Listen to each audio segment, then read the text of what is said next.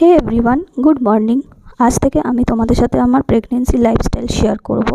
সকালে উঠে আমি ব্রাশ করে নিলাম। ব্রাশ করার পর এখানে খালি পেটে একটু জল খেয়ে নিলাম। জল খাওয়াটা খুবই দরকার এই সিচুয়েশানে। তারপর দেখলাম মা আমার জন্য হরলিক্স বানাচ্ছে।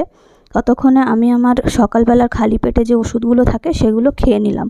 একটা থাইরয়েডের ওষুধ থাকে, একটা থাকে গ্যাসের ট্যাবলেট। থাইরয়েড আমার একটু প্রবলেম হয়ে গেছে প্রেগনেন্সির পরে, একটা থাইরয়েডের প্রবলেম চলে এসছে।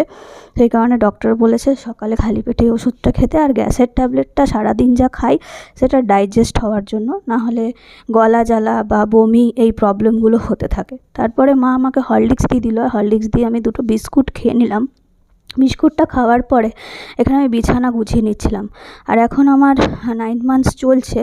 তো 8 মাসের কোনো কিছুই আমি তোমাদের সাথে শেয়ার করতে পারিনি, কারণ আমার অফিস থাকে।